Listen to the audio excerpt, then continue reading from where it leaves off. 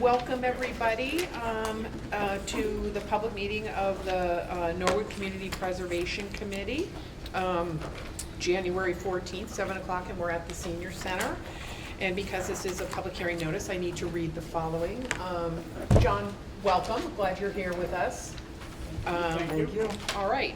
In accordance with the requirements of the Norwood Local Bylaw, Article 47, Section 2.1, the Community Preservation Committee will hold a public hearing on Wednesday, the 14th, 2026, 7 p.m. in Norwood Senior Center, 275 Prospect Street, Norwood, Mass.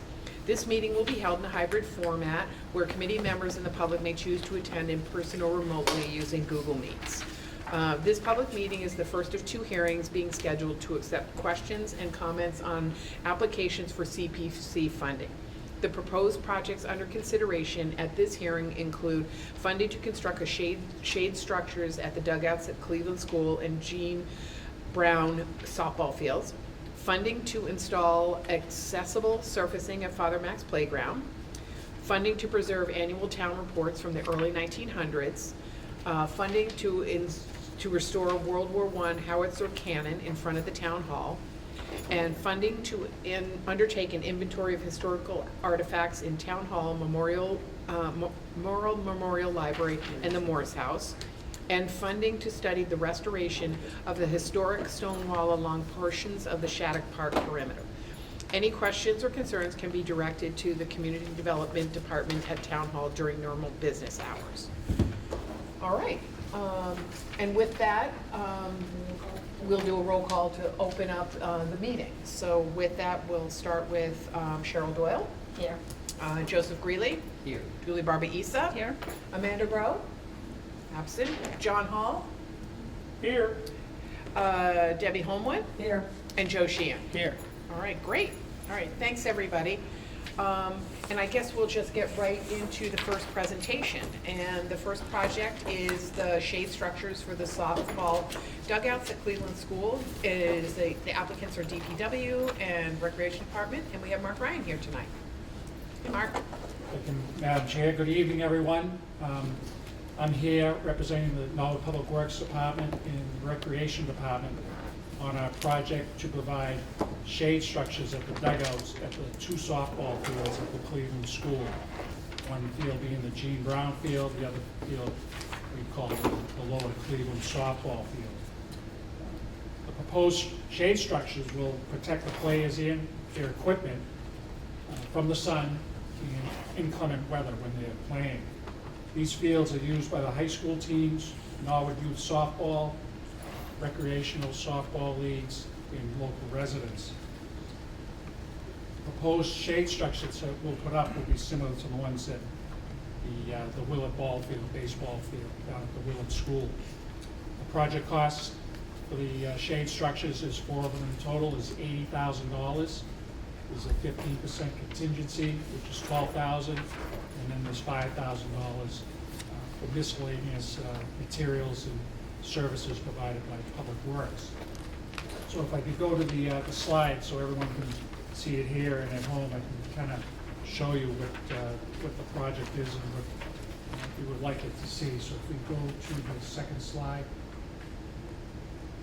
So the second slide shows the Cleveland School, and you can see Nichols Street to the top, and Geraldine Drive to the right, George Willard Parkway down to the left. We have two ball fields. We have the Gene Brown softball field, which is closer to Nichols Street, and then behind the Cleveland School, you have the Lower Cleveland softball field. Next slide, please. This is the Gene Brown field dugouts. They are unprotected.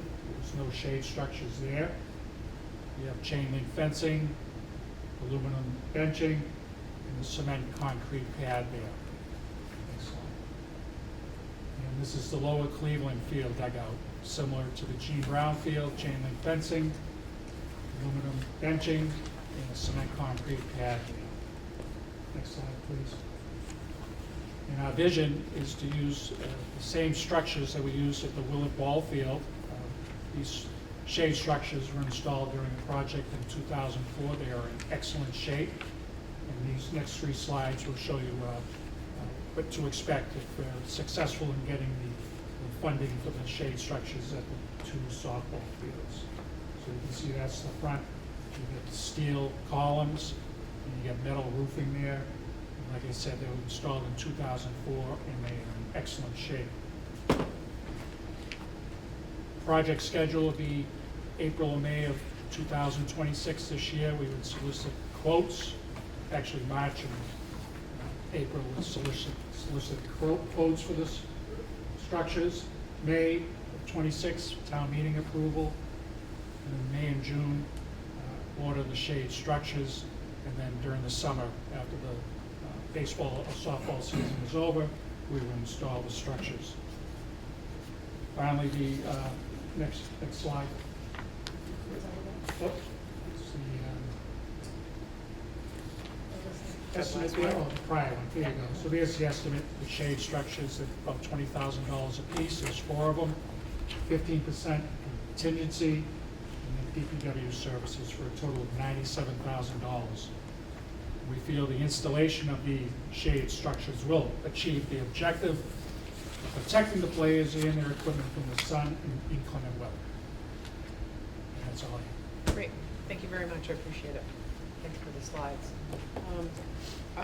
Any questions from the committee? Yep, Debbie? Who paid for the one at the Willett? Was that a DPW project? It was a grant project through the state. Through the state, okay. And the same people, so are they the same ones, the same people did the ones at the Willett that did at the, what was the other structure? Ones at the Willett with the top on, where's the other? What other ones have Yeah. a structure for softball and baseball? Yeah, Uh, currently, you just don't. The other one is the Forgot it. Balch baseball field. That was a concrete dugout that was built with funding from the baseball group. And these guys stay up all year round, right? Correct.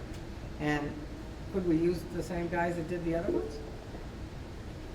So when you say the other ones, so the ones at the Willett, Yeah, all right, that was a project that DPW did.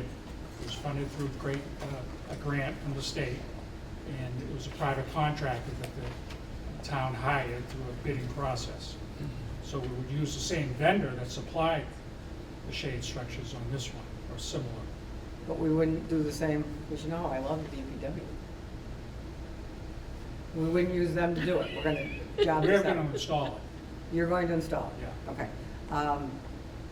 They stay up all year, the existing ones, and it was a grant for the other ones. I think that's all I've got. And we get four of them for Correct. this price, okay. I think that's it, Madam Chair, for right Great. now. Thank you, Debbie. Any other questions? No, I Joe? just want to comment that Sam's got an army of supporters who wrote letters to us. And, for sure. And Excellent point. they all made good sense, and except some wanted to throw a scoreboard in there too, but we couldn't, we're not doing that, so. But it was all good. I just have Hold on, we'll go to Cheryl and then John next. okay, Mark, I'm glad you and Sam had the pictures because I kept thinking shade structure, you know, the canopy. ones. Yeah, The fabric ones. yeah, and I kept thinking that, and I was trying to figure out how they're not gonna take off with high winds, because it's an open field. So I'm actually glad you're being consistent across the board and have them look the same, so thank you. They look great for 11 years, too. Yeah. That's awesome, yeah. John, go ahead. Thank you.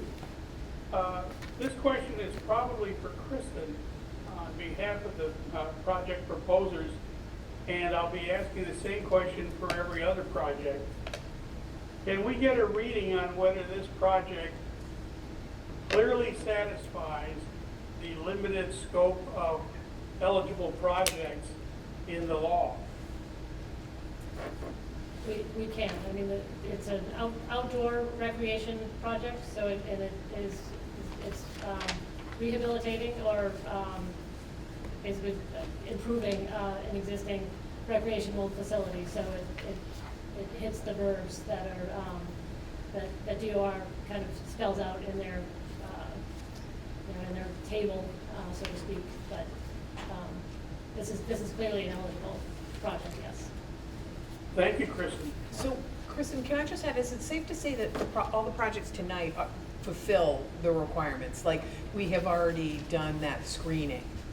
Yeah, Is that's that the safe? intent of the pre-application. is to Exactly, put- right, okay. So, John, you can continue to ask that, but I think, we've crossed that threshold in terms of only advancing applications that are eligible for funding. You make a good point, Catherine. I don't mind suspending the question, but I'd like the answer to be included in the documentation that goes to town meeting. So we address anybody who hasn't been part of all this, if they have a similar question. Yeah, good point. Okay, thanks, John. All right, great. Is there anybody, oh, sorry, If I could, sorry, I missed that. please. I'm definitely in favor of the shade structure here because I know that kids, when they're in the dugout, they tend to bake, especially in July. Kristen, I'm gonna ask you a couple of questions, but could you put up the slides again? Specifically, slide, There we go. the roller coaster Yeah. slide. Also a lot of sun exposure there. Excellent, but you're moving fast. So on slides number 2 and 3, so that to one more maybe? The other way. Good, perfect. So then this question applies to the Cleveland configuration versus the Willard configuration. And so this one I think shows it better. But the quote, in the quote we're looking for, I assume 2 shade structures over each of the 2 dugouts? Correct. Each field would have 2 shade structures. required. Oh, okay, each field, so it's 2 different fields, Correct. 4 dugouts. Correct. One, so my question, I guess, if you look at this dugout compared to the next slide with the Willard, it seems like the Willard dugouts are much, they're both rectangles, but the Willard is more compact. So I guess I'm wondering, is that the case? At least from the pictures, it appears that the softball dugout is much wider, based on that, like that picture compared to the Willard. If you look at the Cleveland dugout, it looks longer because you've got that extension beyond Okay. the bench there. Okay. And is it the same, it's not a footprint because it's in the air, but is the roof of the Willard the same dimensions as the roof of the Cleveland? Like, is there any part of the bench that's not gonna be covered? Or will these shade structures extend over the whole dugout? The entire dugout will be They covered. will. Okay, okay. Go ahead, thanks. Are there any questions from anybody who's joining us online? Oh, Oh, sorry. sorry, one more? Yeah, sorry. Sorry about that. Did we, and this is a question for us maybe, but there was the question as to who, like ownership of the field and whether it's school or general town government. We talked about that yesterday and apparently it's still, that question still, even though everybody knows that it's in the management, if you will, of general town government, that we can't find, Kristen, correct me if I'm wrong, but we can't find that officially took place. That transfer didn't take place. So the Lower Cleveland was the first field that the town took from the school department and reconstructed it and took over maintaining it. So in 2005, town meeting transferred the care, control, and maintenance of the Cleveland, Lower Cleveland to general government. Gene Brownfield was done a few years later.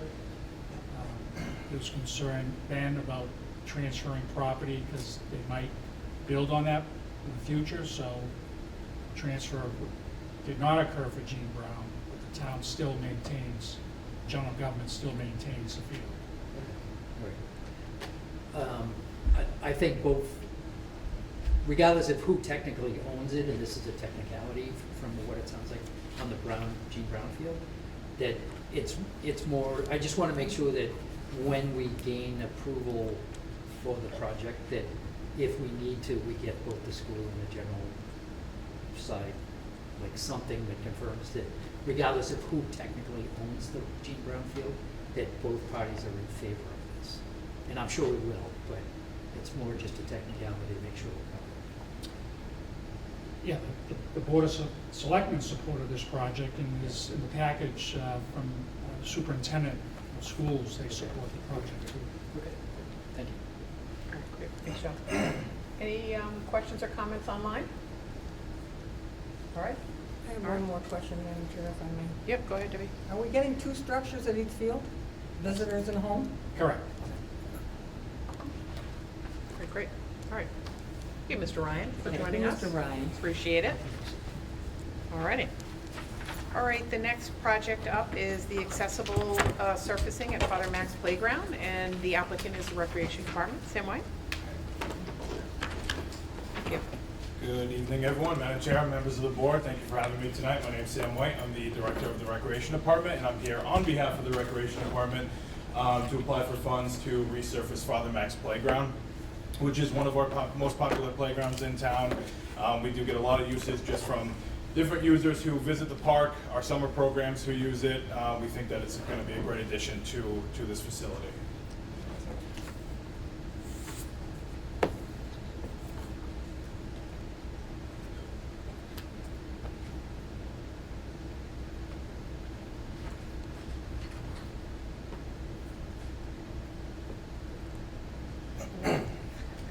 Awesome. Great. Thank you, Kristen. You can go to the next one. Thank you.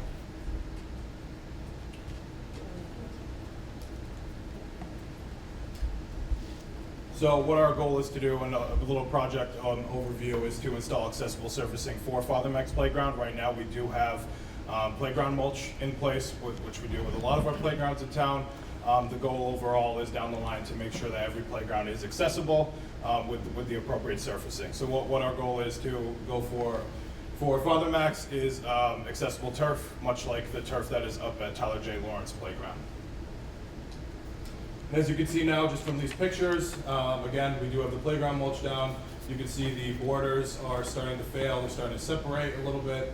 And we do have that one access ramp, but for individuals in a wheelchair or those with a disability, again, mulch just isn't the appropriate surfacing. And that's our goal, to change that. Again, just for some community relevance, different users, we see Father Max being used day to day, from Father Max pool visitors to soccer teams coming, siblings using the playgrounds, of course, our summer programs.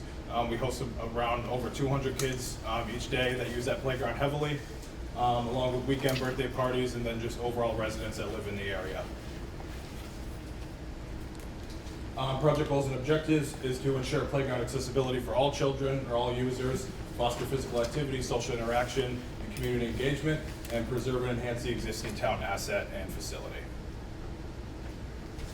Just a little timeline where we plan to place out this project is late August 2026 with the assistance of DPW.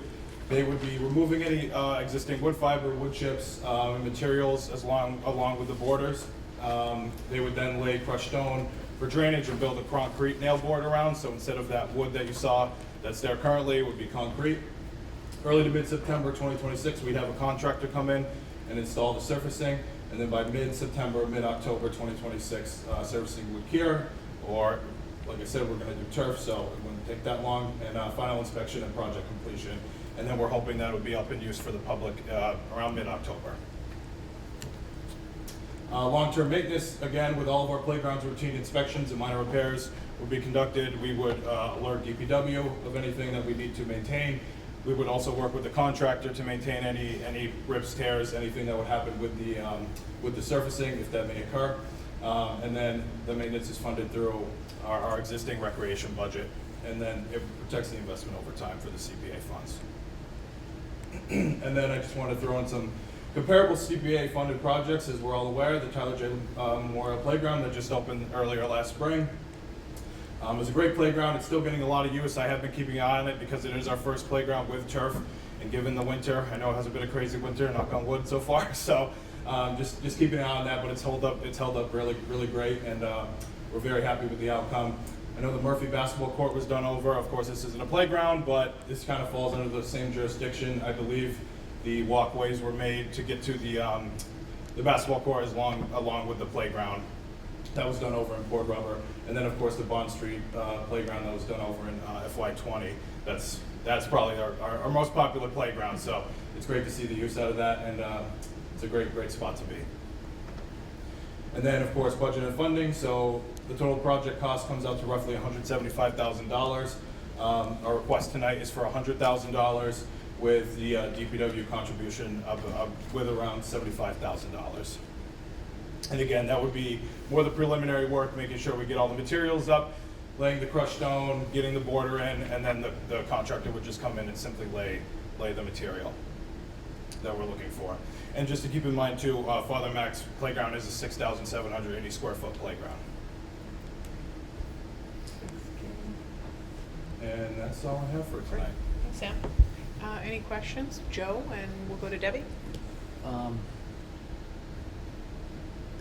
Just a couple of kind of logistical questions. Yeah. This is, we may have done a playground before, but I can't think of it, that all the elements are in place, Yes, right? So if we come in and we remove all the wood chips, the elements stay in place. correct, And we're gonna pour around it. correct. So what happens like next year or 2 years from now when we say, let's add 2 other elements or replace an existing element? Yep, that's it. So How does that happen? just to give you a background of turf, so underneath the turf, it's called Brock padding. So kind of think of it more of like a compact styrofoam.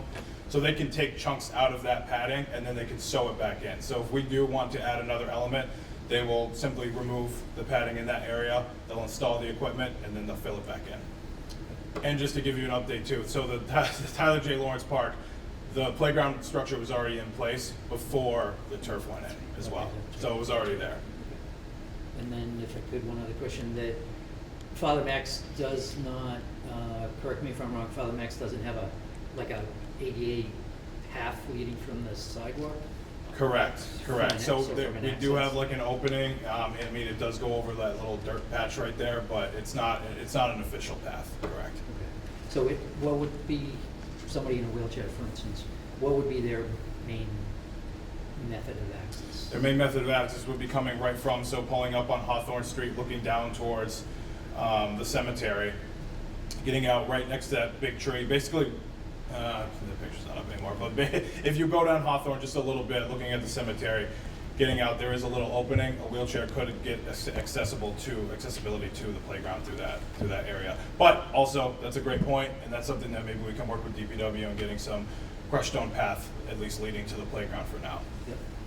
I know that in this, one of the slides, you had the picture, there you go.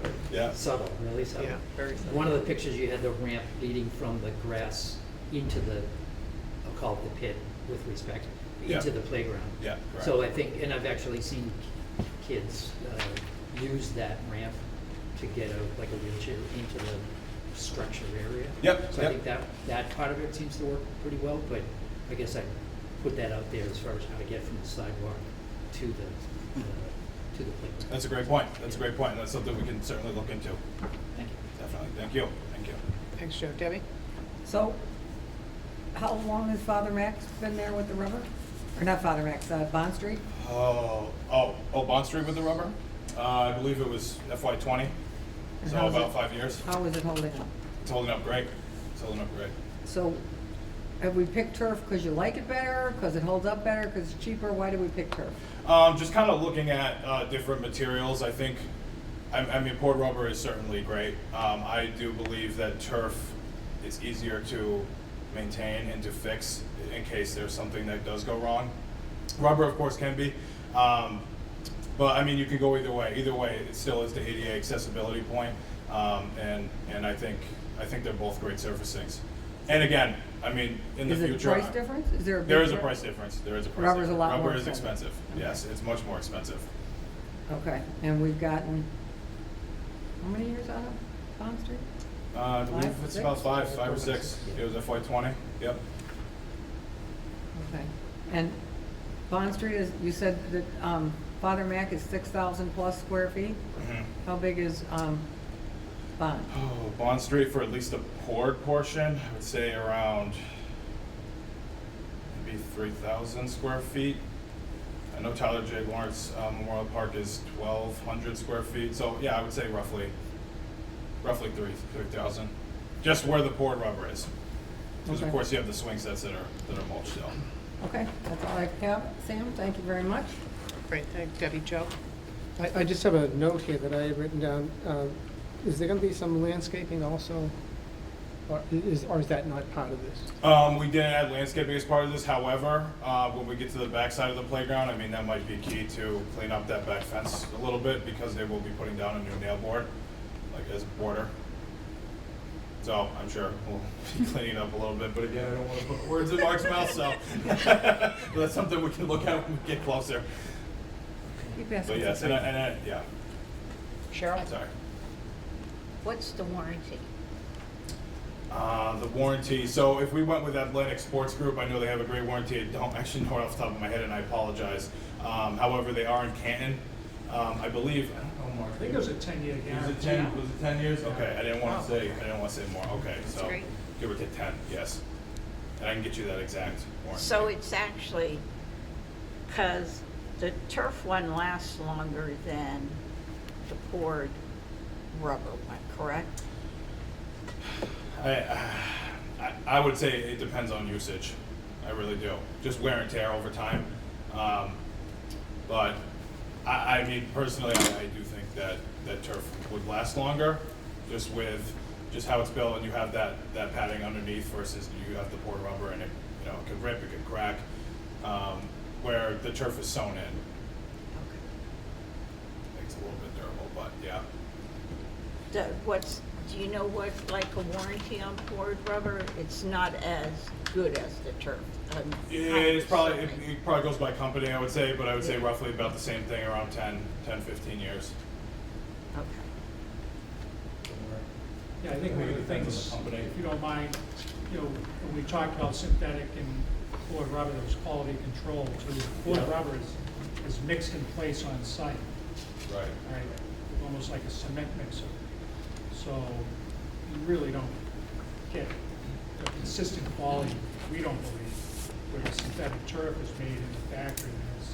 There's quality controls through the whole process. So it's just a better product in the long run. And the poured rubber is so weather dependent on installing it. Yeah. It's just, So does the turf one, does it have those little micro beads so it doesn't get? No, it does not. No, it's not like a turf field. Oh, okay. Yeah, no, it's not like a turf field, no. So there's no, I was just wondering, escrow little beads. kids, No. they kind of pretend like they're looking for bugs. Yeah, and then that's they right. find the little beads. No, not in playgrounds, no, that's just for the fields. Okay, Okay, thanks, Sam. All set, Cheryl? I am. Okay, great. Any other questions? John? No, Debbie, did you have I'm not- another? One more. Kristen, did we put in for the sign? Is there funded by the CPA? Is that just, Yeah, that's an expectation that we spell out in the grant award letter, yeah. We will do definitely anything put a about sign those up. Bond We Street will trees absolutely yet? put Did a we see sign 'em? up. We do anything about those Bond Street trees yet? Looking at it, yes. Okay, great. All right. Well, you gotta ask. You said the What word can I trees. say? Right. And trees, That's all right. Yep. We'll go I on. gotta keep All set? asking. And no questions from online, right? Just confirming? Okay, great. All right, thanks, Sam. Okay, great. Appreciate you Thank being you so here. much. Thank Thank you. you. All right, the next project is the Shattuck Park Wall Study, and the applicant is the general manager. I think Jeff is here. Mike, actually. Mike, I'm sorry. No problem.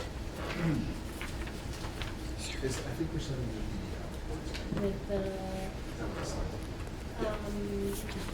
yes, yeah. Good evening, CPC. I think we might be a little out of order here, but I'm Michael Rosen on behalf of the General Manager's Office. I'm the Assistant General Manager.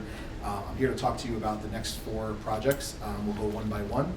And the first one shouldn't be any stranger to you, since this would be the 4th time we've come to you for restoration of annual town reports. And actually, before I get started, I'll just also acknowledge and thank the department heads that are in the room as well, that are here to support some of the projects on the list for tonight on behalf of the general manager. So the first one, restoration of old annual town reports.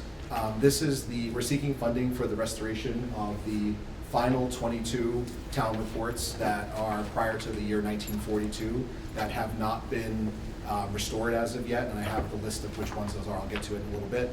Just for anybody who might not know, these are the official record copies of the annual reports dating back to when the town was founded. There are electronic copies that become available once the reports are digitized, and that's part of the assignment, but these are specific. The restoration of these reports are the ones that are the official record dating back 150 plus years now for the town of Norwood.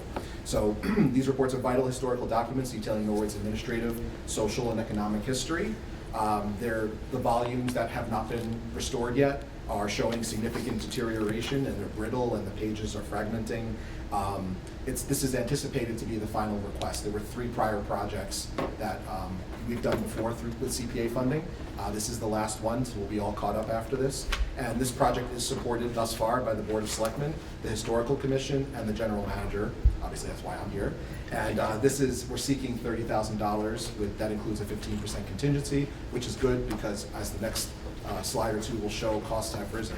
If you go to the next slide, this is just a little bit more about the timeline for the reports. It's estimated that the work will take 3 to 4 months to complete. That's based on experience we've had with the past 3 tranches. We use a vendor called Northeast Document Conservation Center, or NDCC. We've been having a good relationship with them. I anticipate we would continue using them if they, met the quote requirements and everything. We utilize their quote to structure this presentation.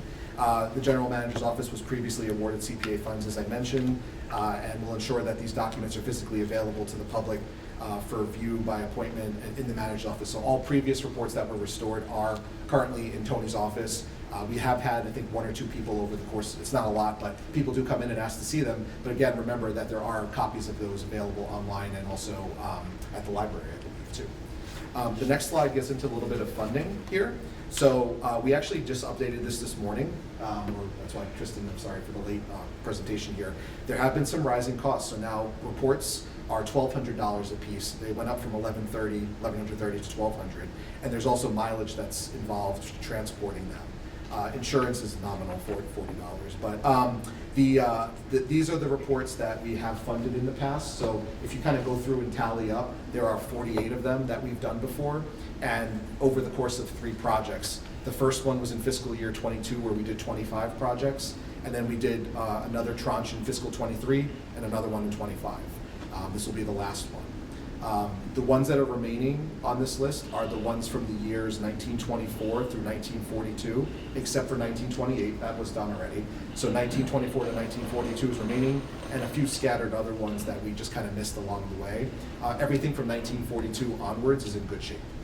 If you go to the next slide, you'll see some pictures about what the reports look like in the past and what the restored ones look like.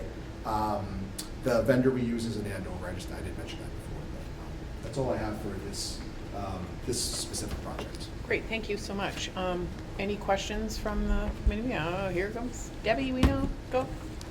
Tony threw you under the bus on this one. Okay. Yeah. That's my job. Where are the originals? The originals are in Tony's office. The ones that you mean, well, there's only like a couple of copies of Those, everything. where are the originals after they put them in the pretty little book with Yes. the paper? Those are in General Tony's Manager's office. Yeah. Where are the Cap- originals? Those, I believe those are the originals. When they go, they send them to Andover, they Yeah. restore them, we receive them back, they get displayed in that bookshelf. Are they scanned when they're sent? Yeah, they are. so- Then we get a digital yeah. copy, and then I believe the library, you get also a facsimile. digital copies of all. You have digital copies Yeah. of everything, yeah. Yeah. Online right now. Yeah. So hard copy in the general manager's office, Correct. scanned copies available at the Yes. library. Yep, Yep. great. So Debbie? my argument to the board was that keeping them in Tony's office seems to me, I don't know how many people want to look at the annual reports. But it seems to me that having the public make an appointment to go see these fabulous reports Yeah. when it is taxpayer money that's funding the CPA, it doesn't feel right to me. So you can go into the Boston Public Library, you can go to the NEC library, you can get copies of things that are hundreds of years old. You gotta sign them out and get your little gloves on and all that stuff. But the people that I know that look at this stuff wanna look at the original book, they don't wanna look at it's not a microfiche, what is it? Digital, okay? And Tony's a busy guy. Would that be something that people would know to go in and, I mean, the library, I think the library is where they should be. Signed out, not, in with the novels, not in the kids section. Here they are, you wanna see them, you go to the lady at the desk and say, I wanna sign these out. Is somebody going to sit in Tony's office and read them? They can, yeah. I mean, they go to the FinCom room. I think the two people we've had before, we don't keep a microscope on them. We do let them take a look at them, and they go to the FinCom room and kind of review them. It's sort of, I get your point that people don't want to necessarily look online to see the copies. It's no different, like you said, than any other historical document. Seeing the original Constitution, right? That's really cool, and obviously there's copies of that you can get. I mean, we can probably. It's not cumbersome to make an appointment to do that. I mean, we're in 8 to 4. We would do it during business hours, even if Tony himself were not available. The manager's office is open, as you know, and we can make that happen for somebody who wants to see it. It has been minimal uptake, to be honest, so far, for people who are interested to actually go in and see the reports. I understand It's that. the official I mean, records. I've made this argument, Yeah. that I don't know if anybody even wants to look at them, but to think that they're going to be Yeah. in Tony's office doesn't make any sense to me. Yeah. Not that it's not available, that's my question. So can I jump in and ask, so I totally agree. So it sounds like only 2 people So in far. recent future have come in to see that. And so, I don't know what the capacity for the library is, if they have an archive storage or whatever, or sort of, I'd be interested in your thoughts, because we'd be shifting the storage to you guys, and there would be, probably increase. I know, it's just some concern about storage and access, so. So we already have copies, I believe, of all these reports. We can go online, and I'd be happy to have an appointment with anybody who'd like to see Yeah. the collection of the reports that we already have available, that Yeah. anybody can come in and browse Digitally? online. No, physical as well. They're available digitally and physically. We have copies of all these reports in our physical collection. In a book? They're like, They're loose reports, just Like like you're those seeing here. books? These books, that's correct.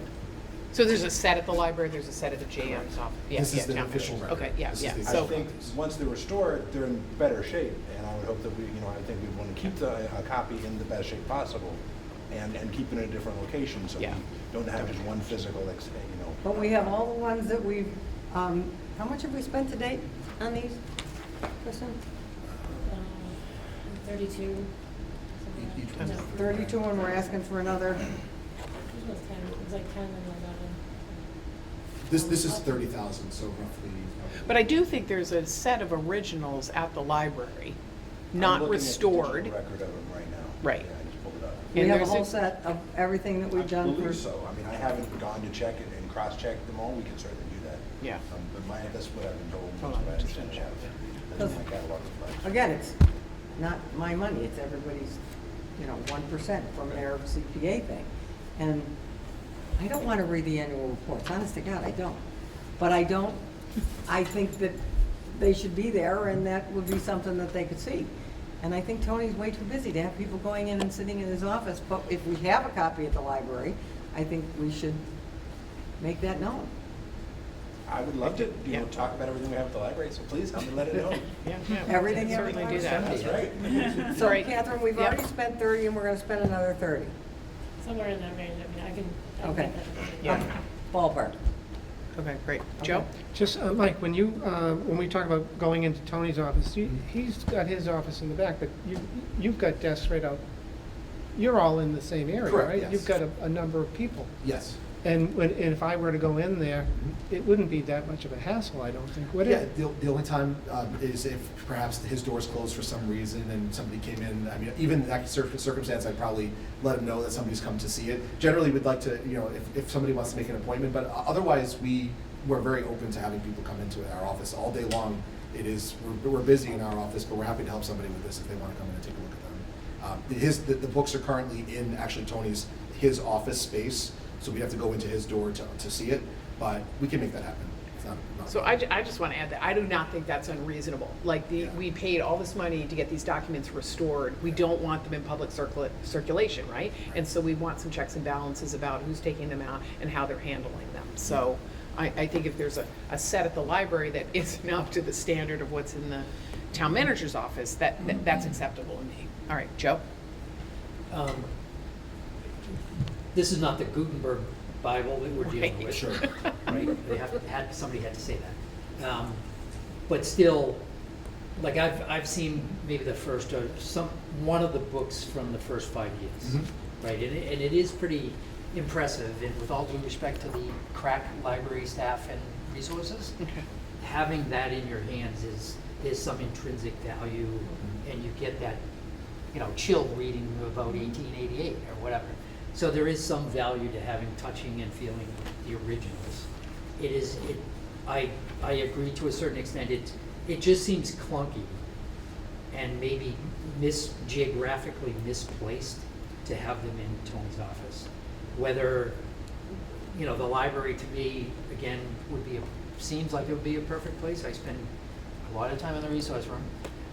But, it just seems like that's a more logical place for somebody that wants to look at the originals, and going to some public space as opposed to going into the general manager's office. Nothing against the general manager or his office, but I just think it's clunky, and maybe there's some other way we could do it. I wish I could tell you that it's working or not working. It's just, there's not a lot of people that have come forward to ask for it, and it's never not worked. The 2 people who've come, you might have been one of them. Maybe you're the 3rd person, I don't know, but they were not denied, and they were able to come and view them, no problem. Yes? Oh, sorry, Cheryl, and then we'll go to Nikki next. Oh, John's on. Oh, So what is the difference between the books in Tony's office and the books you have? I think Are it- they identical except in the ones in the town hall are being restored? Correct. So I believe, if you look at the picture on the screen there, that second picture that shows the volume sort of just Yep. 4 in a row, that's what they originally look like. When they come back on the right-hand picture, which is like, it looks like better binding there. It's got Yeah. that blue, it's nice and tight. So it's been updated, and it just overall, they've restored the pages. Let's see what else they do. They make them less brittle. The binding, the ink, I think they touch up. So the only difference is that the copies in the library probably have not been touched up and might be in that brittle state. I have personal experience. Okay, can I follow up? yeah, please do. So it kind of makes sense to have the ones in the town hall restored, so we actually know we have a solid copy for generations to come, where they're not going to get beat up, or people put lotion on their hands, or they're sweaty and whatever, and they won't get damaged. No offense to the library, but there's a chance that they're not going to use gloves while they're reading them. So because yours are not restored, it would make more sense if somebody really wanted the old original copy, go to the library and then keep the ones in the town hall. I mean, they could go see them in the town hall, but wear gloves. But those would be our pristine copies for generations to come. So are you saying to switch them? No, No, I think she's Okay. concurring with what you I'm guys got. concurring Yeah. that, Yeah. not to go against you, Deb, That's okay, Cheryl. But, Yeah. but I think Nothing for new. generations to come, Yeah. it'd be nice to have some pristine copies. Yeah. Because we're not all gonna be here, so even 100 years down the line, wouldn't it be great for future generations to know? Well, and it's not like they need to go into Tony's office. You move them into a FinCom room and they FinCom can room. do Yeah, that, yeah. if we And don't- let me just go to John and then we'll go to you next. John, go ahead. Thanks. A couple points, I think. If you look at the internet, the online versions, they are not complete. In particular, the people who copied them generally omitted the inside front cover and the inside back cover, which for many years had textual information like officers of the town that appears nowhere else in the books.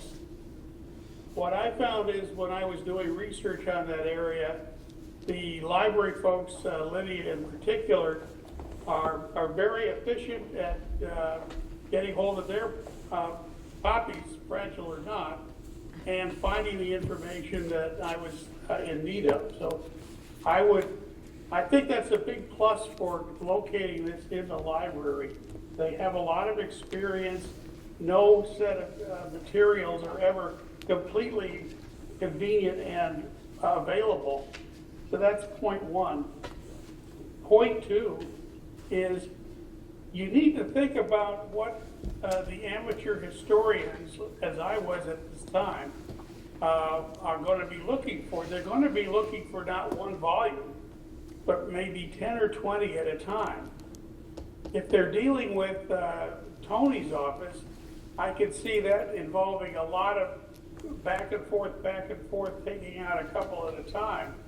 Whereas at the library, the reference section of the library has a number of desks that are in the reference section, and their ability to queue up a number of the books without ever having exposed them to conditions outside of the reference area would seem to me to be a lot better than whatever could be arranged for Tony's office. These are among the reasons, but not all the reasons, why I think you might find a better way of doing this if you centered it on the library rather than on Tony's office. Okay, thanks, John. We'll go to Ann and then Eric. I have a suggestion. We have a beautiful selectmen's room. We have somebody, I believe, full-time in that room. If you, I would, if I was in charge of that, I would have that up at that room. I don't know whether there is a difference in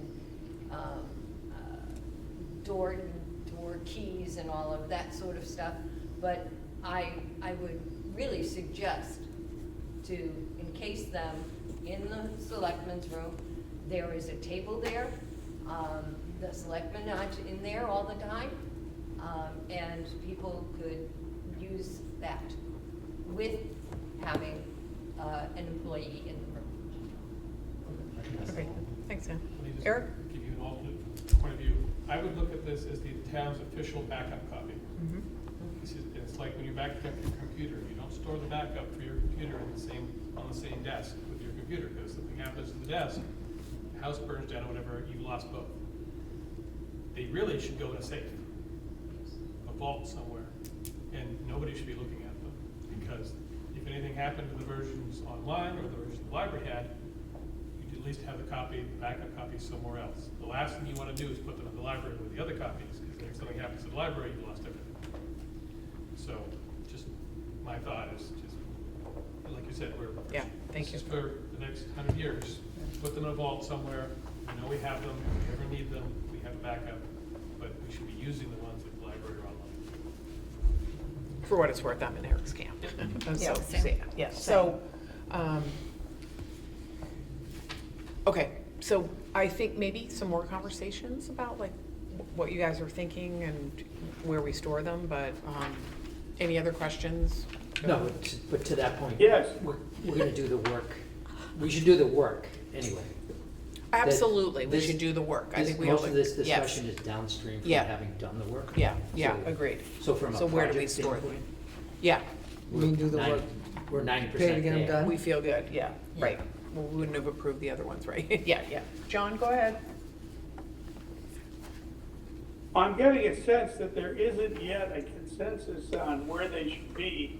People are picking the space that they're most familiar with and developing reasons off that already having been assumed.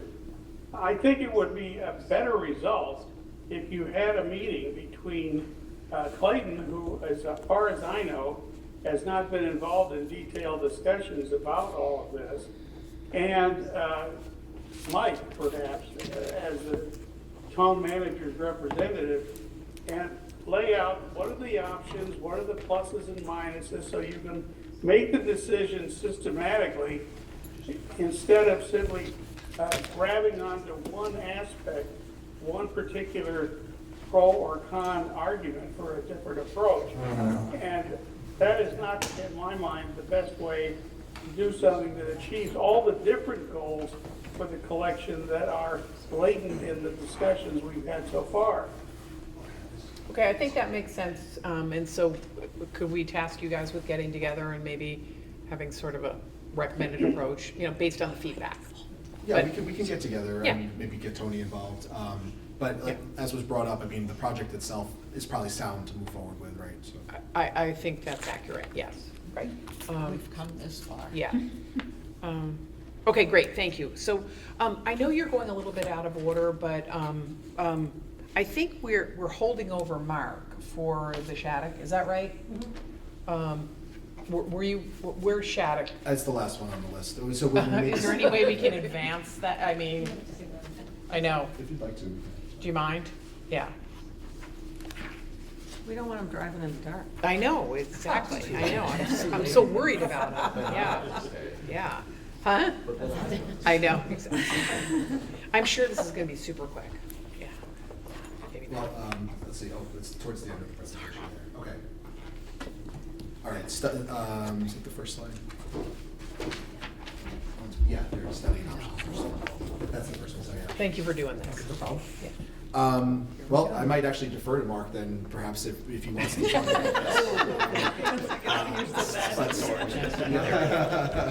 I can just briefly, I can go through the slides, but if there's specific questions, maybe Mark can touch on it. So this is the perimeter stone wall at Shattuck Park. It's in disrepair and showing signs of deterioration, impacts from surrounding trees and vegetation. What this is doing is asking to seek a qualified landscape architect to conduct a study on the existing wall and its current condition and its structural integrity.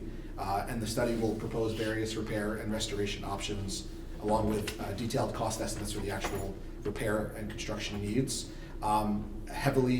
We heard from multiple boards, including the Historical Commission, that we would like community input as part of this study. So that's that bullet there, and again, it was supported by the Historic Commission. So we're seeking $32,280. That has a 20% contingency built into it. That's why the number's a little funky. And if you go to the next slide, just goes a little overview on what Shattuck Park is, in case anybody might not know. 7.5 acre town-owned open space donated back in 1924 for passive recreation and preservation. The Shattuck family specifically intended the land to remain undeveloped, with the historic stone wall as its only permanent feature. It's a 580-foot perimeter stone wall along Winter Street and Bellevue Avenue, and it's in disrepair. We'd like to propose hiring a landscape architect to evaluate the wall, develop restoration options, provide cost estimates, and incorporate the community input to guide preservation efforts. The next slide is a little snippet from one of the annual town reports.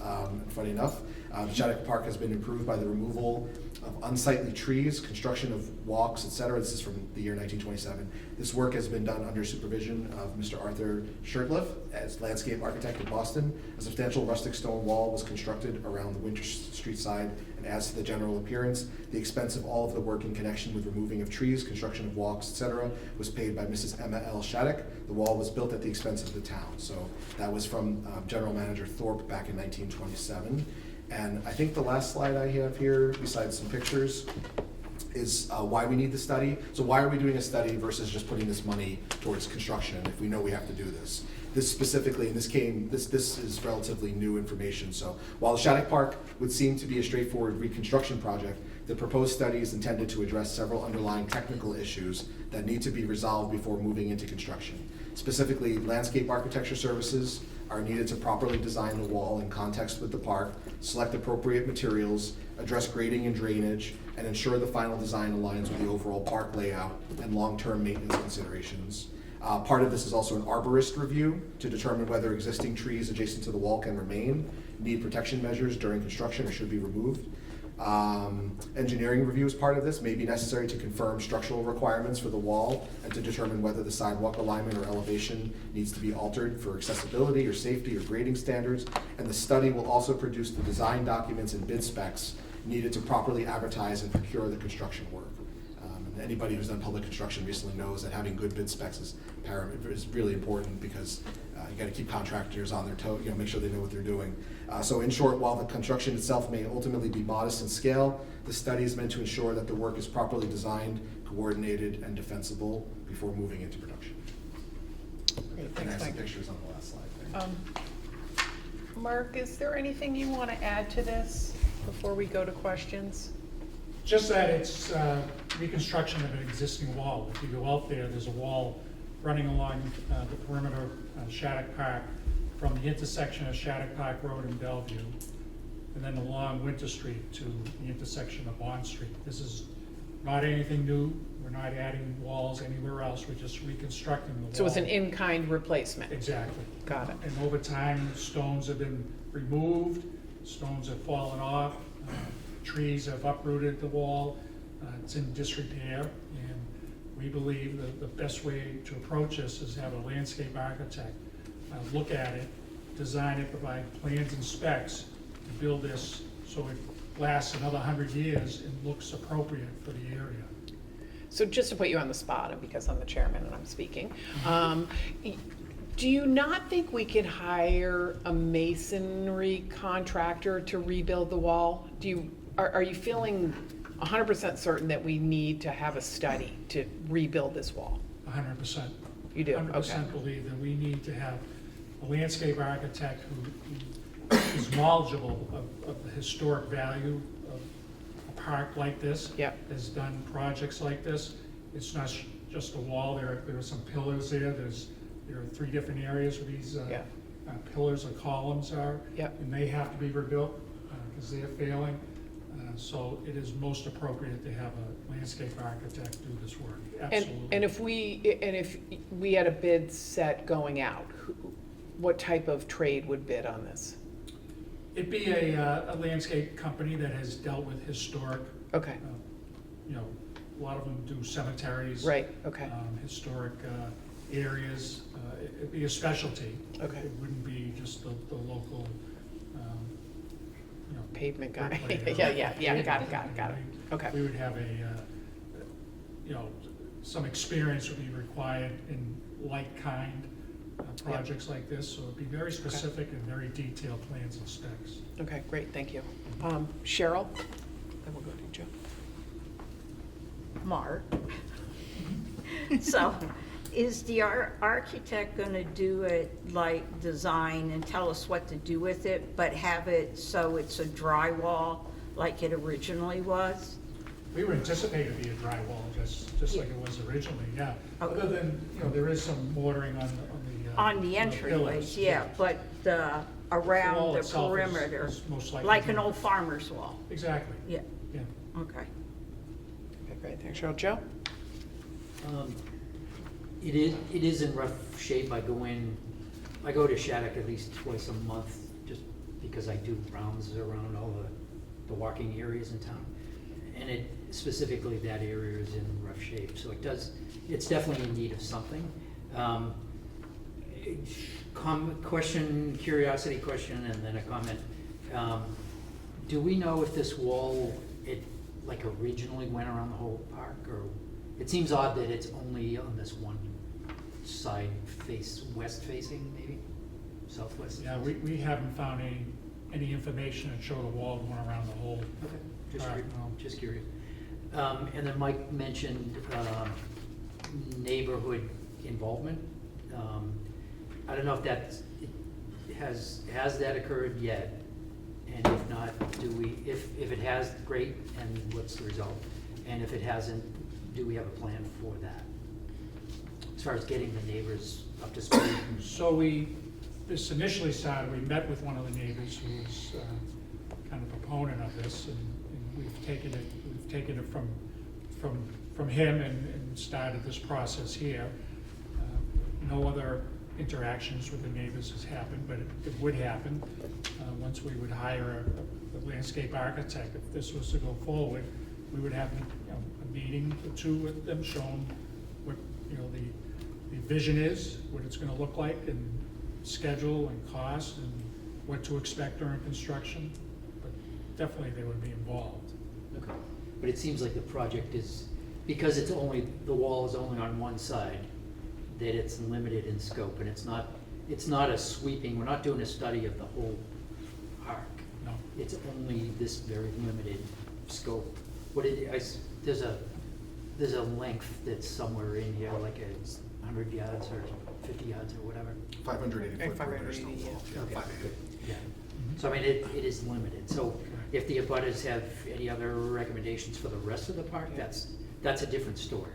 That's But- out of scope. but, yeah, okay. Yeah, and I think the first time we saw that, the scope was greater. I mean, this is an absolute in-kind replacement. And so I think, in my mind, the public outreach is less than that I contemplated the last go-around. I mean, certainly we want to consult with them to show what it looks like, but, this is a much reduced scope than I think we saw before. Any other questions? John? Debbie. Debbie, and then we'll go to Eric. Just hypothetically, if there wasn't a CPA fund and we needed to fix this wall, because it should be fixed, where would we get the money? Town meeting. Capital probably. Yeah. Okay. Capital budget. And would you have to do a study to get it from town meeting? To get the money from town meeting, would you have to do a $3,200 study? We would do the exact same process, yes. You would? Yeah, yeah. Okay.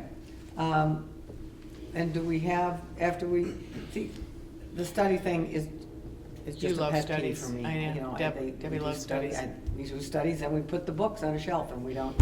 So, are we gonna use the same stones that are there? Yes.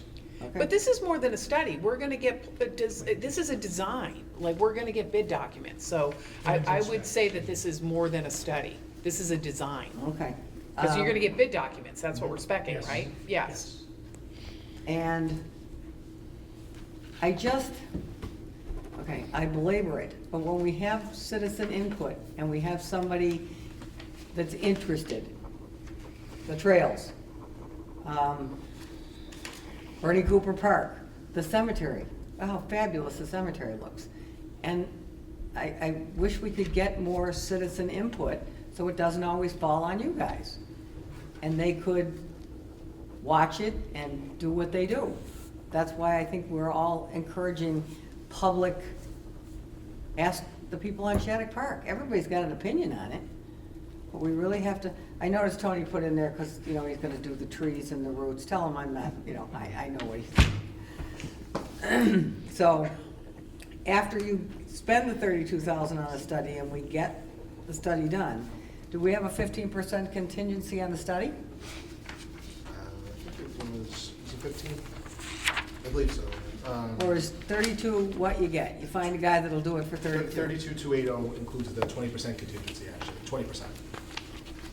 Why don't we go to 20%? Weren't we at 15% for the other ones?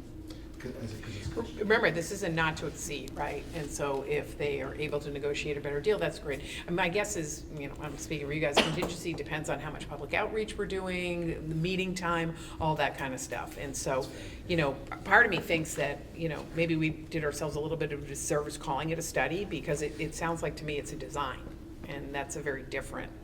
Catherine, I was different- actually just gonna Yeah. suggest that perhaps the project, Yeah. for the sake of trying to get it through town meeting, Yeah.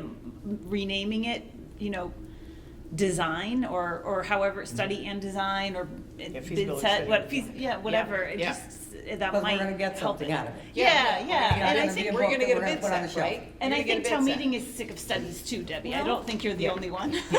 So. Well, I'm the only one bitching about it. No, Come on, Eric, people, Eric's help up me next. out here. Eric and Ann, FinCom. Eric and I was gonna say exactly the same thing. John will be to you next. Exactly the same thing, change it from study to design. Yeah. That's what it is. Yes, okay, great. Ann? Yeah, actually, both of those words probably would hit the people that abut the park. You will have to make sure that they understand the places that you're going to work in. And I think they will agree that these things need to happen. But I think that you need to be careful about disturbing the trees that are in there. It has an ambiance with the dirt type of walking areas that they have. But if you say design, they're going to say, it's going to change, it's going to change. Well, yeah, it's going to change, it's going to look a little better here. And then, but the other way was, what was the other one? Design or? Feasibility study and design. Feasibility study. Then they're thinking, if somebody's going to come along, tell us what they're gonna do, and it's gonna get done, and without having input in it. And I think that's both ways. You're not gonna, both are very similar, and will probably, get people riled up a little bit. I don't know how to say it for you, but I think that, Let me go to John first, please. Oh, yeah. Okay, Ann, great. Take John, and then we'll go to Cheryl. John, go ahead. Thanks. When I was doing sesquicentennial research into the annual reports, what I found was that from the year that the Shattuck Park was given that name and given that designation, there has been a sizable group of the town members who are very attached to it and really want to see good things happen to it. And over the years, a lot of that work that they could have been supporting kept getting stymied by the fact that it was never completely clear who was in charge of the park, who had control over decisions made, which led to frustration on the part of people who desperately wanted to make something happen. And so that brought us over a long period of time, brought us to this point. Given that fact, I would caution against getting a survey of the neighbors and treating that as your sole source of neighborhood input. Because the people who had all these things to say about it many years ago may be gone, but there's a feeling that we've done a lot of thinking on the subject, and it should be reflected in the work of the study people. My feeling is that if you treat your job on the study as something that takes not just the neighborhood input, but all available commentary on the park and suggestions that were adopted or were adopted, so that the people who come through with the final report are able to talk about what they used and how they used it from various proposals over the years and why they ended up with the proposal that they have here. I just think that's going to give you a real leg up in terms of getting broad support for the proposal that they come in with. All right, great, thanks. Cheryl? I think what we're doing is we're kind of like going off the beaten path. This is for the wall and the wall only. It has nothing to do with the inside of the park. So I think if we keep saying we're doing a study or a design on Shattuck Park, we cannot drop the word wall. Yeah. Because then that's what sets everything in motion, where people are like, are you gonna do lights? Are you gonna do pathways? Are you gonna do this? Are you gonna do that? And it has absolutely nothing to do with it. So anybody at home listening, this is for the wall and the wall only, not inside the park. So please, please, please keep that in mind don't hop on the keyboard and start going, oh, they're gonna do this to the park, they're gonna do that to the park, because then you're misleading the townspeople. So please don't do that. If it's not too Making late, we sure. certainly would love to amend the title then to reflect that. I don't know if I'll talk to Kristen maybe after this meeting, but the feedback that was incorporated, feasibility study and design for Shattuck Park Wall. Yeah, and I think when we're preparing the town meeting materials, we Yeah. can work on that. Yeah, Absolutely. Yeah, okay, great, thank you. All right, so we're wrapped up on that one. Thank you, Mark. Thanks, Mark, appreciate Thank it. you, Mark. Do you want to do the Thank you. inventory? Okay, and, Oh, he's gonna hang out with us. I know, If next, anybody volunteers in I know, next up, Yeah, that's the right side. Can we move to the inventory next? inventory. It's okay. Go ahead. All right. Which one, oh, I'm sorry, we're on the Canon? Inventory of historical Oh, okay, assets. sorry, So yeah. it's only Okay. because the slides were in order. It's okay, we can always Yes, move okay, around. thank you. This project, project 3 of 4 for us, inventory of historical assets for the Town Hall, the Morse House, and the Morrill Memorial Library. This project is actually in response to a request from CPC's desire to see a long-term historical artifact preservation plan for those 3 town-owned facilities. So with this request seeking $24,270, which includes a 15% contingency, to seek a professional preservation assessment that will provide a foundation for a long-term preservation plan for all 3 of those facilities. This application is being co-sponsored by the GM's office as well as the library director's office, and it's supported by the Board of Selectmen, the Historical Commission, and the Board of Trustees of the library. If you go to the next slide. The spacing kind of got wonky there, but basically, there's some history on this slide of the 3 buildings. I don't think I'm telling you anything you don't already know about the Town Hall, the Morse House, and the library. If you actually want to go to the next slide after that, it's more about this specific project. So, a project of this type, we actually got a quote and spoke to the same firm that does our reports, the NEDCC. They do this type of work as well. They told us that this project typically takes about 8 months to complete, providing a robust timeline that's shown below. For a thorough and impactful evaluation that will lay the groundwork for a sustained and effective preservation strategy. So when we return the letter of commitment, the month after that, the vendor would work with us on planning and logistics. Then after that, we would have a pre-visit questionnaire. The vendor would come out and do a site visit. And then month 7, we would have the delivery of the report. And month 8, we have an opportunity to make amendments or edits to the report or comments. Any requests, corrections, we would send to them, and then they would deliver us the final report 8 months after that is all said and done. So I asked if Clayton to be here as well. I mean, basically, my understanding is that this is something the CPC would like to see done. And we're putting forward, we think using potentially that same vendor might make sense, so this consistency is there as well. That's all I have for a small presentation on this one. Great, thank you. Joe Sheehan? I just want to say thank you for your response to that idea.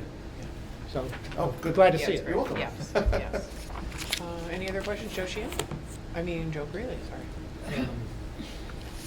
I guess my only, I didn't see it listed in the project outline, and maybe I just missed it, but having an inventory is one thing, but if somebody goes into a room and says, oh, we've got these books from 1937, Mhm. those books from 1937 might not be as valuable as another set of books from 1875.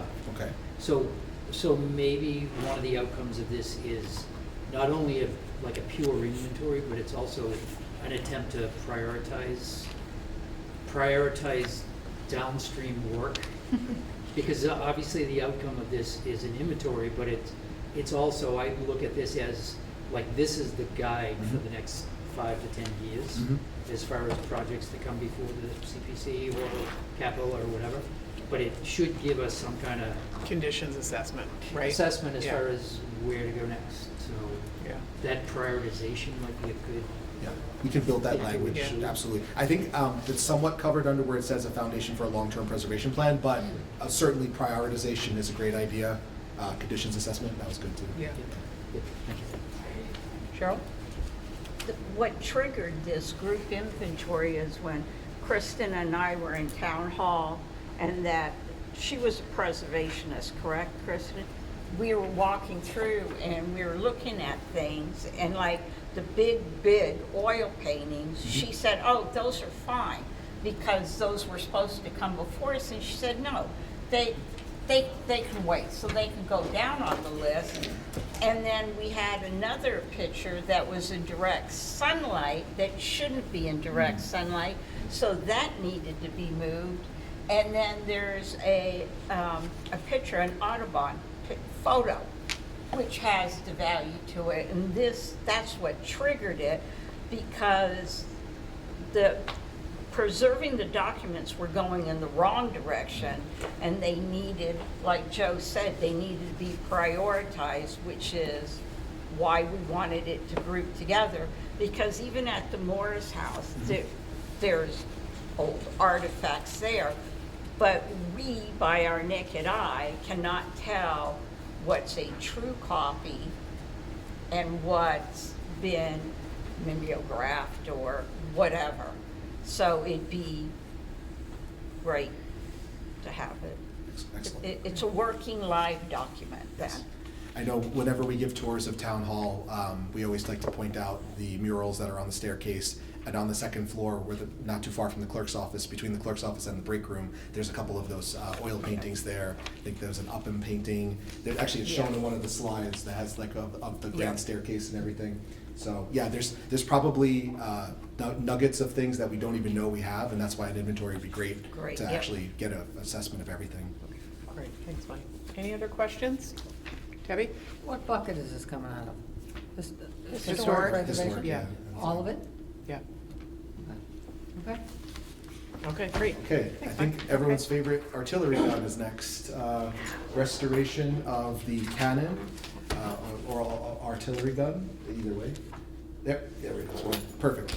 Also want to thank Derek for hanging in there, because this is co-sponsored by the Veterans Department. So the restoration of the cannon outside of Town Hall, and if anybody knows, we get a lot of calls at Town Hall, and people don't know that we're a Town Hall because we look like a church, but we always say, well, we're the one with the cannon out front, so people know we're the Town Hall. In recent years, the cannon has become rusty, and the foundation has started to show significant signs of age. It was last restored in the year 2009-2010 with minor maintenance performed in 2015, but more robust restoration is again necessary. The previous vendor let us know that the last time around the wheels were not touched, so that would probably be part of this. Applications being co-sponsored by the GM, the Veteran Services, additional support from the Board of Selectmen and Historical Commission, and the ask here is $114,000 with a 20% contingency included. So a little quick history of so it's a howitzer cannon, Krupp 150 millimeter howitzer cannon, stands as an iconic landmark on the front lawn of Town Hall. It is part of our designation as a historic landmark in the National Registry. Manufactured back in 1917, this piece of artillery served on the Western Front, World War I, utilized by Germany, and upon their defeat, the cannon was seized by the Allied forces as a form of reparations. In a gesture of respect and remembrance, the United States military gifted the cannon to American Legion Post 70 for the purpose of being presented alongside our new town hall at the time, honoring the immeasurable sacrifices of those that were lost in the war. So the unveiling took place in November of 1928, marking the 10-year anniversary of World War I's end. So we're coming up on 100 years of that, actually. On the next slide, you'll see a couple of close-up pictures of what the cannon's current conditions are, and a little bit of a description of what we're looking to do with this request. It would include sanding and repainting the howitzer's body with catalyzed paint and minor repairs, stabilize and repair the surfaces of the wood wheels, which again were not touched last time, refabricate damaged spoke repair of limestone by disassembling, repointing, repair flasking of crumbling elements, and consolidating stone logistics, site prep, and fencing. So I wanted to see if, does Derek have anything you'd like to add? Did I cover everything? If people have questions, Yeah. I can certainly try and help with some questions. Okay, so that's actually, yeah, that's the end of the formal presentation, but we certainly look forward to questions. So would it go off-site for restoration and then come back on-site? Or would the restoration happen on-site? My understanding, yeah, I believe the answer is yes to that. I actually, I don't have the quote with me. Yes, off-site? I believe it's off-site, but I Okay, don't have the got it. quote with me. I think it was Okay. it's in the packets, there's a quote. Yeah, I can't remember, yeah. I think It does go off. it goes Off-site for, yeah. okay, great. That's great. Any other questions, comments? I just have Hit it. Oh. This is just a general question, not actually towards the canon or anything, but on some of your slides, is there a way for the people at home to be able to access it online so they could just read up? Because you Oh, sure. actually gave more history on that canon that a lot of people don't realize, because I don't know if you gone Norwood now, but the keyboard warriors were going, oh, I can paint it for a lot less money. And what they're failing to realize is part of the National Register with the building and the old lockup. Right. So those three elements go together. So Joe Schmo cannot put it in his garage, sand it down and paint it like they think they can. We So can could certainly we get the put that, slides. could we put it up on our, I mean, we probably most appropriate to Yeah. put it up on CPC. And I'll have to take the Yeah. fault on this Yeah. one because I was actually updating this morning with some of those new figures, so that's why they weren't available until today. So we Yeah, can get that's it up fine. as soon as we can. Yeah, that's great, yeah. This will be important for town meeting prep too. Yeah. Yeah, that's great. Any other questions or comments? Okay, great. You all said the lockup, though. Yeah. You all said the lockup. Yeah. Don't open that. Okay, so we are all set with the community, the public hearing, right? Yep. And so thank you, everybody, for coming. We really appreciate it. We're going to move into some minutes approval. I'm sure you guys are all, okay, maybe you guys should just follow Mark. Thank you very much. Thank you, guys, appreciate For it. coming. Thanks, Ann and Eric, for being Thank here. you. Appreciate the feedback. Like Tony really threw you Huh? on. There you go, I know. Okay, so we'll move on to the meeting minutes, and Kristen sent out two, August 6th and August 17th, December 17th. So have everybody gotten a chance to take a look at the August 6th meeting minutes? Motion to approve. Second. All right, we'll do a roll call vote because John is remote. John Hall? Muted. Sorry, you John, muted? You're muted. John, you're muted. Are you muted? I am muted. Oh, now you're not. Approved? I abstained because I don't believe I was at the meeting in question. Okay, great, thank you. Julie? Approve. Cheryl? Approved. Joe? Debbie? Yes. Joe? Yes. Catherine? Yes. All right, the next is the meeting minutes from December 17th, 2025. Jump on that motion. Oh. Anyone? Motion to approve. Thank you, Second. Julie. Okay, thanks, Cheryl. All right, we'll go around. John? Abstained, Julie? Yes. same reason. Okay. Cheryl? Yes. Joe? Yes. Debbie? I'm sorry, what was the question? We're voting on the December 17th meeting minutes. Oh, yes, sorry, yes. Okay, Me yes. too. Joe? Yes. Okay, I'm abstaining. I was not at the meeting. All right, so passed. All right, Kristen, is there any incoming or outgoing correspondence that we need to discuss? I have not distributed it, but I'm wondering if Joe and Cheryl want to speak to the meetings that were held this week regarding the schools. I think it roughly falls under correspondence because it Yeah. was a result of Oral correspondence. correspondence? Yes. So we did have a subcommittee meeting to review the school playground projects. So we've had two meetings. The first meeting was 2 weeks ago, maybe. And what came out of the meeting was not only do we have these two projects that are in front of us, but there are plenty more to follow. So it's going to be a bigger ask. So at that meeting 2 weeks ago, and we had reps from the rec department, facilities, schools, town hall, And you guys. and Not Cheryl. CPC, yeah. Yep. So the ask at that time was that, because it needed more management than we should have been applying to it. So the ask at that time, a couple of weeks ago, was that Tony and the school superintendent and the school superintendent's office get together and try to come up with a game plan as far as how to address it.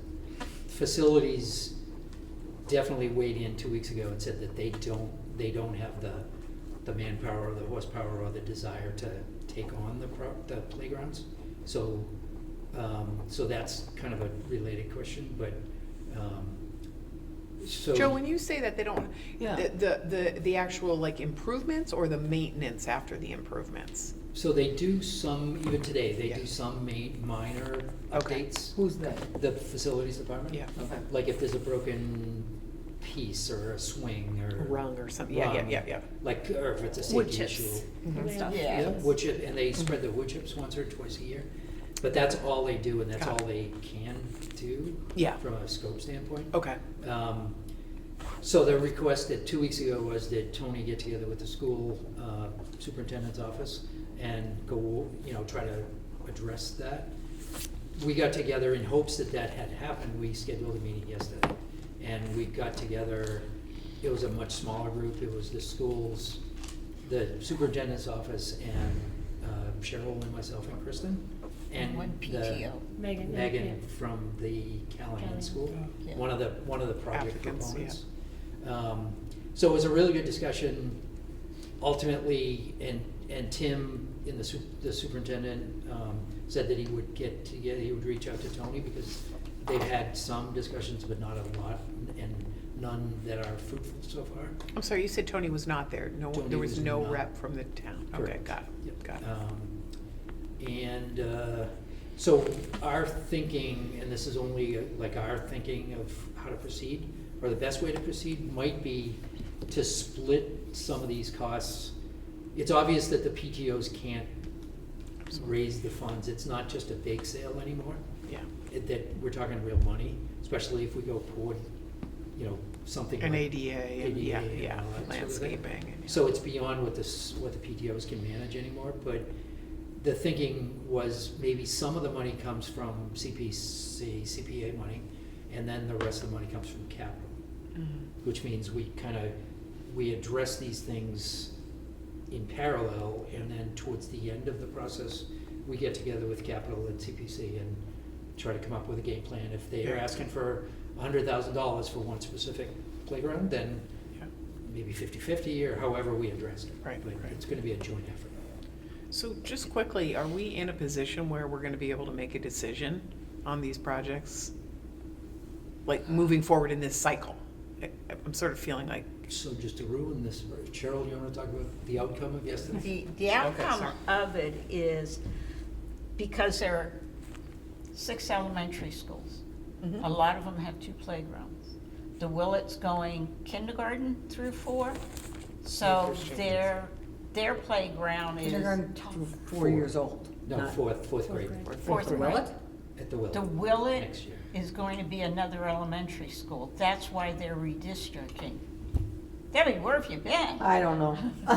So Keep up. anyways, their playground is only designed for littles. So they actually need to do another playground with it to upgrade it. So coming from facilities and everything, it was ending up being, for a lack of a better word, because I didn't bring a whatever, I can't say it, so anyways, to do it like a study, to prioritize. One, we need a complete inventory of all the school playgrounds, but we also need to know what the rec department's doing with all of their playgrounds. Because they're coming at us, the schools are gonna come at us, and it's gonna wipe out our funding. We cannot support that many playgrounds. So we suggested to the superintendent and everybody, and like I said, facilities even brought it up, do a study. We need to know exactly how many playgrounds there are, how big these playgrounds are, the condition of these playgrounds, what is everybody looking at to do on their playgrounds? Are they looking at poured rubber? Are they looking at adding elements? Are they looking at adding like sensory and ADA equipment and everything? And then it leaves it that we could go, okay, maybe CPC can handle a couple of them a year, but we already know the floodgates are open for next year. There's already talks of the other schools saying, we're gonna put in an application, and they were waiting on those two. So, and I had seen Tony this morning, and he is going to be talking with the superintendent, and he says you basically need to pull back. Okay. He says so, there yeah. is no rush. Why is it rushing to just, without having full knowledge of what's going on in the playgrounds?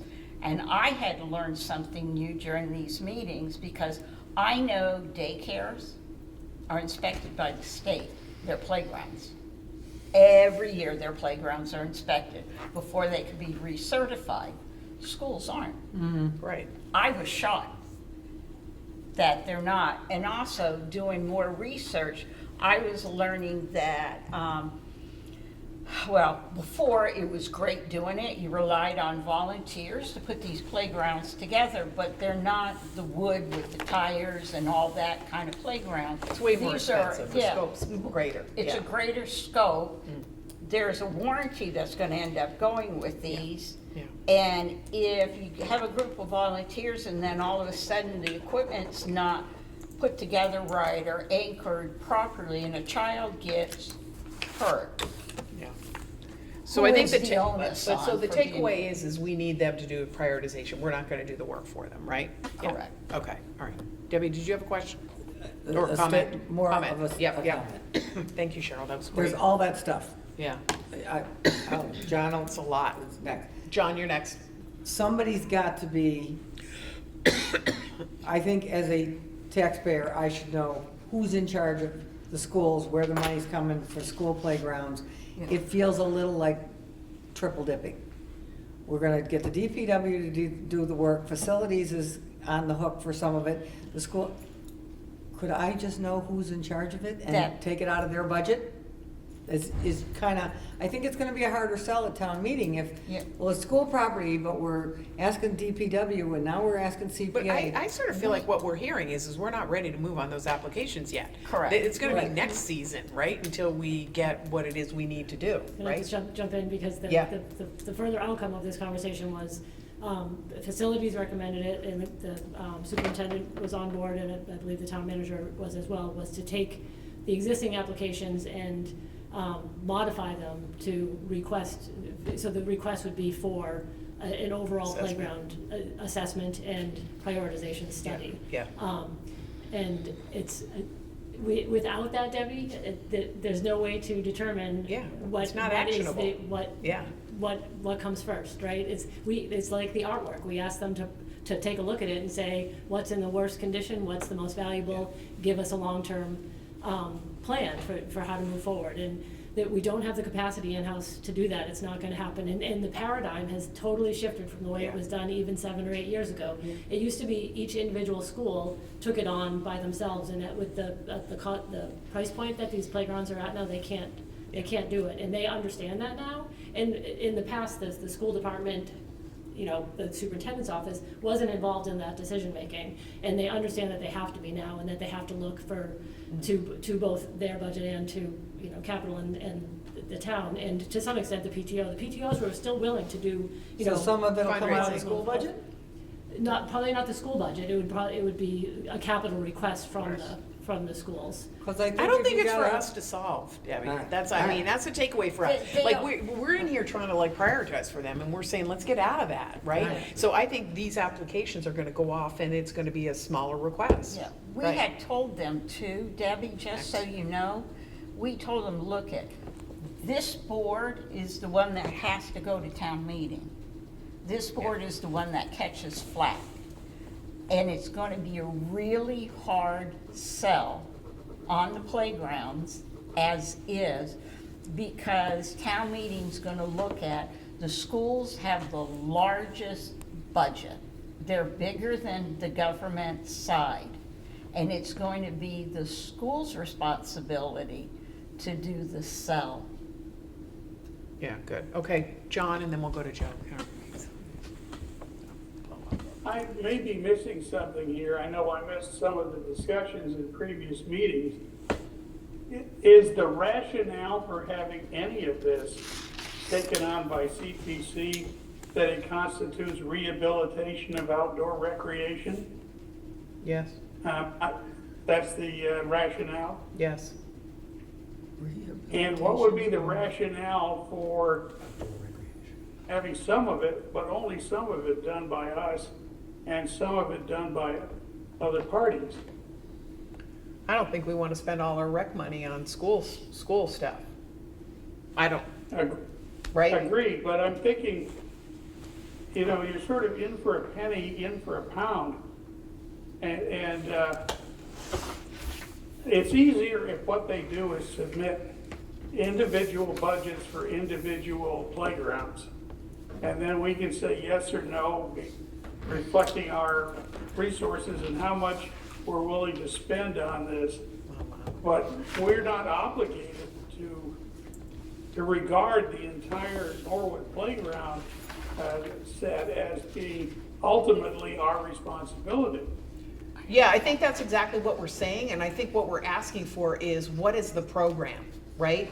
And so the program is gonna be a prioritization, and then I think it is up to CPC to decide what we think it's appropriate to fund. But right now, it's a free-for-all, so we don't have, we don't have the expertise to decide which playground should go first, right? So I think that was the purpose of the subcommittee, is to meet with the interested players and say, give us a program.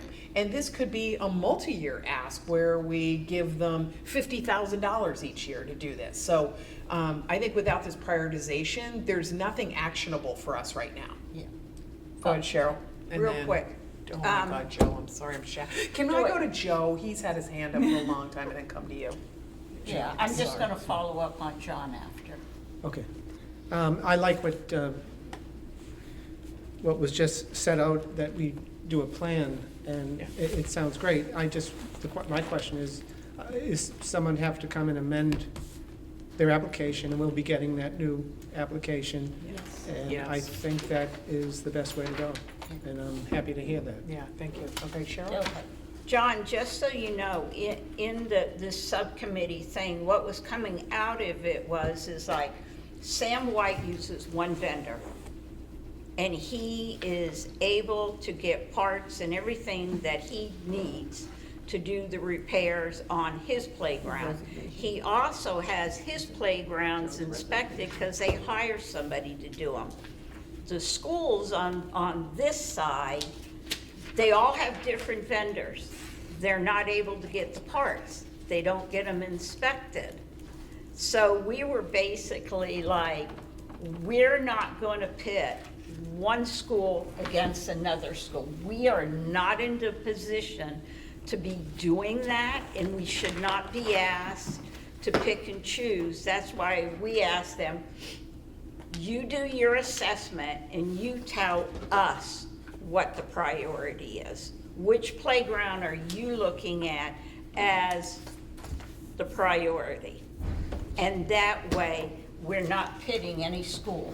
We're putting the onus back on The school committee, we're the rising school it up. committee, Yeah, the yeah, yes. superintendent, the Yeah. principals and that. They're going to own it, not us. Yeah, I think we're all saying the same thing, Yeah. right? So I think, thank you for delivering that message to them. It sounds like they received that, They and did, that they're yeah. going to pivot and ask for something smaller, and to be able to submit something that's actionable for us in the following Fall, cycle. Yeah, yeah, okay. And just, Kristen, go ahead. Just one follow-up, because Yeah. John, you did miss the December meetings, and one of the major questions that had been raised at those was the question of equity, right? So you have two playgrounds presented, they both made strong cases for why they should, one was 25, 30 years old, the other one doesn't have a playground, and so it's, and they're making strong cases, but it really, the feeling of this board at those meetings was that those questions about equity and need and the changing population dynamics at each school had to be addressed by the school, not by this committee. And so that's kind of where the subcommittee was going when they met with the schools, was trying to get at the equity. That was one of, I remember Julie bringing that up. And then just in terms of the procedure, yes, we did ask them to submit something. We're working on with them to get a couple of back of the envelope prices from organizations that do this, so, and there'll be a package put together before next Wednesday that basically is formally requesting, I don't want to call it a withdrawal, but a modification of the two playground applications for construction to a single application for a playground assessment and prioritization plan. So Joe, I'll come to you next, but I just feel like I want to put something out there, like, this is a total repivot, and I don't think, if we're not ready to make a decision, I don't think we need to make a decision, right? So I'm not all in that we need to approve the study money right away. I mean, I think if we all decide as a group, but, you know, this definitely is a big change, and we're accommodating That's completely these guys different in a way to start way, with. in a way that we have not accommodated other applicants. So I'll just toss that out there. So Joe. I agree with that, and it's a total, like, essentially they're pausing, they're not pulling these two, I guess, technically they are pulling these two projects that we've seen. They're not gonna go away because Right, I agree. these are priorities that need to be addressed. But the study, and I hate to call it a study, It's an assessment. thank you, an Assessing. evaluation. Right, but we won't be able to move forward because every school needs something. Some of the schools, I won't say which one of the schools is not ADA accessible now. And it's just, I'll say lucky with all due respect, it's just lucky that in that school, there's no student that needs that kind of resource. And but if there were a student who needed that, he or she would have to go someplace else, or we'd have to make some significant accommodation for that student. But that's not our responsibility. No, I know, Right? I know, well, Okay. from a town standpoint, it is. For sure. And we're trying to wedge this need Yes. into something that makes sense, Yeah. something that's not all coming out of CPC Yeah. money. Yes. One thing, I'll call members' attention to the application for the Callahan later when you need some light reading. Yeah.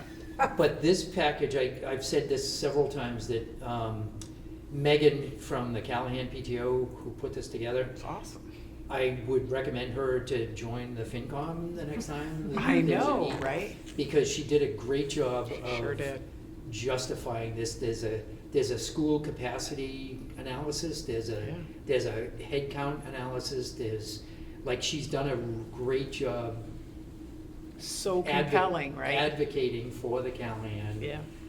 But I think, and she did a great job, but I think she's created such a great standard that this will probably be the study, like the comparable to what the study's gonna turn out to be. The elements of the study, right? So Yeah. So if we have any doubt at all what the study will result, what the result will be, if you just look at Megan's package, I think that goes a long way. We could pay Megan to do the study. There You know what I mean? go. Seriously. And she could throw it back into doing the playground. Yes. But somehow the Callahan would bubble to the top. I know.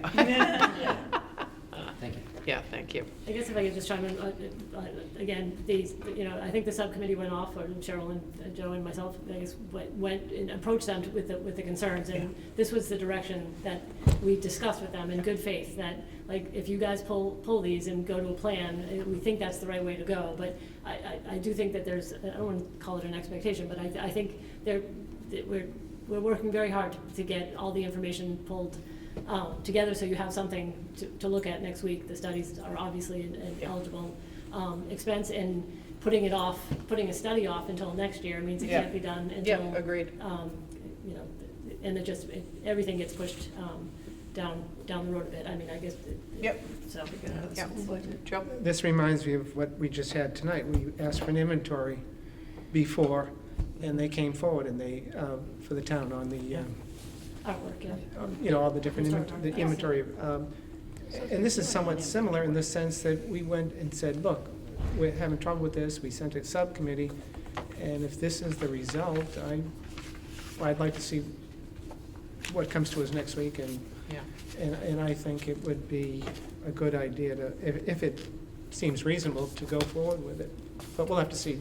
Yeah. So I have to say, like, I'm totally in support of this, but I just worry about going to town meeting on this, right? So arguably, it's like, why hasn't the school committee done this on their own? And why is it that CPC? Again, this is, when I say it's a paradigm shift, I mean, and I It wish is. you all I could be get at it. these meetings, because I get it. it was like. An these people eye-opener. These They people didn't- hadn't come and talked to each other before, Right. because it was just handled this way, and now Yeah. all of a sudden you need a playground that's 30 years old, and you're not And gonna it's like get $200,000. $300,000 Yeah, from I the understand. town. I totally And so get it. I do think it's initiated a process that's gonna, Yeah. get better as time Yes. goes on, that, Agreed. the town is now Yeah. talking to the schools, and they are I think they're considering reaching out to Capital Outlay to figure out how to make this happen, given Yeah. the crazy change in price point and the total movement Shift. of. Yeah, understood. I individuals totally to a- agree. To a Yeah, top-down approach. yeah. So- And they Yeah. know CPC can't support all those playgrounds. Yes, yeah. Yeah, we told them There's, that. Yeah. And- I guess I'm disappointed that no one from the town manager's office was there, right? I mean. Well, in their defense, the second meeting was, it was Quick. we trying to get both the school superintendent and the town manager Tricky. at the same meeting is very challenging. So we got, we basically got one time slot, Yeah, and yeah. it worked for Tim Yeah, Wolf. I totally get it. Okay, great. Thank you for that perspective. We're I keeping appreciate them it. Yeah. informed, and Yeah. I do think that, according to Tim, he's still, they're conversing, and Good. those Okay. conversations are happening now, so. Great. Thank you for that context. All right, any other questions, comments? I want to take a Entertain- vote not to let Joe off the hook for CPA committee. No, he can't go to New Hampshire. How's that? We'll take a I vote. know, yeah, I'd love to take Second. that vote. Yeah, exactly. All in favor? All in favor? Yes, yes. All right, so Stand. we'll entertain a final motion? Here, Wait, on that Oh, topic? No. or- We're moving beyond you. Thank you. Yes, yes. I make a motion to adjourn. Second. All right. John? Agreed? Julie? Yes. Cheryl? Yes. Joe? Yes. Debbie? Yes. Joe? Catherine, yes. Great. And I Thank just you, wanna, everybody.